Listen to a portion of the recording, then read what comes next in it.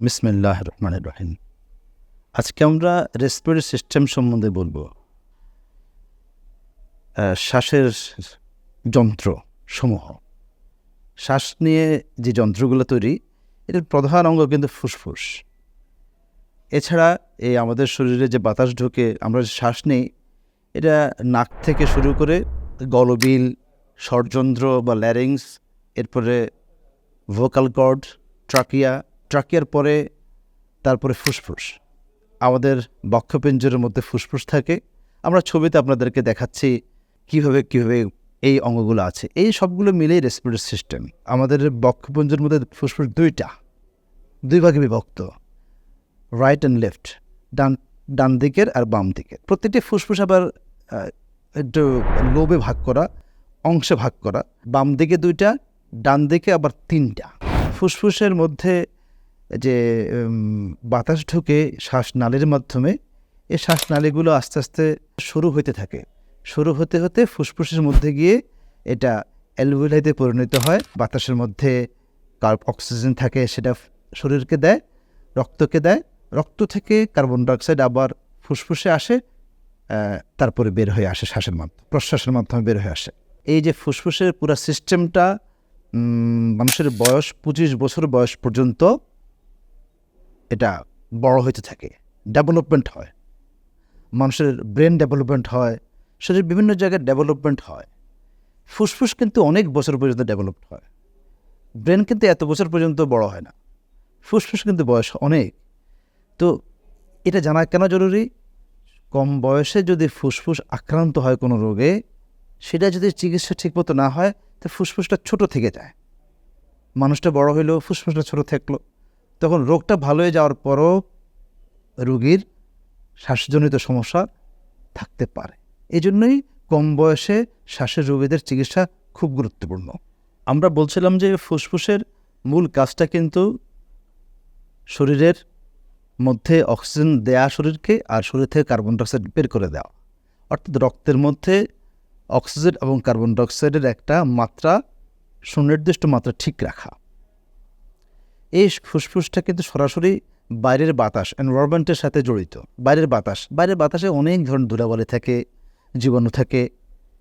এগুলো কিন্তু নাকের মধ্যে দিয়ে ফুসফুসে ঢোকার চান্স থাকে। আল্লাহ এখানে একটা অনন্য সিস্টেম চালু করেছেন, সবগুলো কিন্তু ঢুকতে পারে না। যেগুলো একটু বড় ধরনের পার্টিকেল, যেমন 6 মাইক্রনের চেয়ে বড় যেগুলা, এগুলা কিন্তু শ্বাসনালীতে আটকা পড়ে।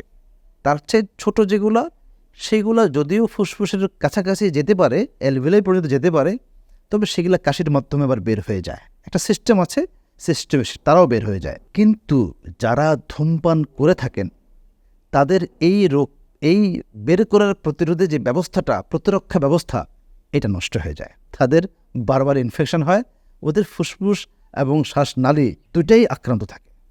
এই যে বাতাস থেকে আমরা শ্বাস নিয়ে থাকি, এটা শ্বাস, আমাদের যে বাতাসের যে অক্সিজেনটা নিয়ে থাকি, এটা কীভাবে নেই এটা একটু জানলে ভালো হয়। বাতাসের অক্সিজেন থাকে প্রায় 20%। এই অক্সিজেনটা আমাদের শরীরে ঢুকে। বাতাসের মধ্যে অন্যান্য গ্যাসও থাকে, নাইট্রোজেন থাকে, আর কিছু জিনিস থাকে, গ্যাসীয় পদার্থ থাকে। এগুলো আমরা শ্বাসের মাধ্যমে নেই। আমাদের কিন্তু 8 থেকে 18 বার শ্বাস নিয়ে থাকি। 8 থেকে কারো অ্যাভারেজ 12 বার।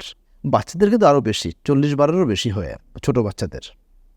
যাই হোক, তো এই শ্বাসের মাধ্যমে আমরা যে বাতাসটা নিলাম, এর মধ্যে বড় ভূমিকা পালন করে আমাদের বক্ষপিঞ্জর।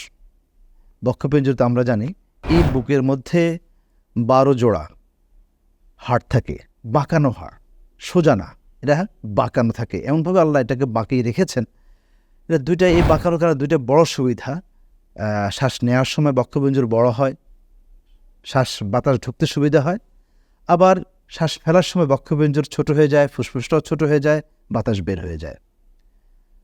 আর বাঁকানোর কারণে আরেকটা বড় সুবিধা হচ্ছে, যখন কোনো কারণে ইনজুর্ড হয়, ভেঙে যায়, তখন কিন্তু এটা সরাসরি ফুসফুসকে খুব বেশি আঘাত করে না, বেঁকে যায়।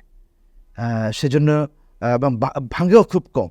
এই বক্ষপিঞ্জরের মধ্যে আমাদের আরেকটা বড় পর্দা আছে, ডায়াফ্রাম। এটা পেট এবং বুকের মাঝখানে থাকে, এটাকে ডায়াফ্রাম বলা হয়। একটা পর্দা, এটা আমরা ছবিতে দেখাচ্ছি আপনাদেরকে।